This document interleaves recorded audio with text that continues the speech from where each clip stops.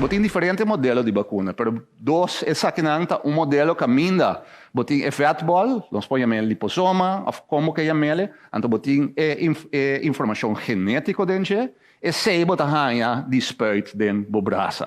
E sei tá dentro da célula, botar vai produzir resistência contra ti. Se você que nossa mostra a quantidade, é de Pfizer, alrededor de 45 mil gente, e são de Moderna, alrededor de 31 mil, a bordo de teste e publicar cientificamente. E efetividade é eigenlijk algo bastante espetacular também. A efetividade de ambos está alrededor de 95 para 94%. É sei que 100 gente a vacuna e de 95 está protegida. Nada não se realiza isso. Isso é algo de um nível hopi alto. Uma vacuna que chega a 70% acaba, nós está batimando, porque já tem um efeito hopi grande. 95, fantástico.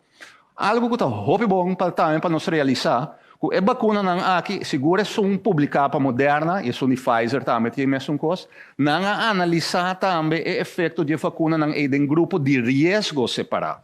Que não somente grupo grande, pero na analisar o subgrupo lang, kamina bota mira ko efeito riba o subgrupo lang, gente de idade, gente não com malesa crônico, e vacuna tava dating é mesmo efeito.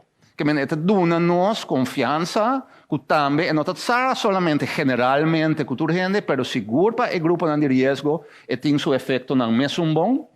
Nós temos que realizar que tá dois spuit bota hanha, que men bota hanha é promé. É só de Pfizer, botar hanha 21 dias depois, para o segundo, para botar hanha é booster. É só de Moderna, tá 28 dias. Que vem botar hanha para o primeiro spuit, para botar corre para o primeiro gráfico. Depois botar hanha para o booster, que é de 2 spuit, botar claro, you're ready to go. Tem algum efeito chiquito, com turba vacuna tem, no momento que botar spuit, botar um tique de dolor de braço, botar um tique quentura, botar um tique calafrio, botar assim, no momento um tique cansar. Esse é eigenlijk turba vacuna tem, então eigenlijk esse é um bom sinal. Mas sobre esta é sinal que o corpo já está trabalhando ativo para vai trabalhar resistência.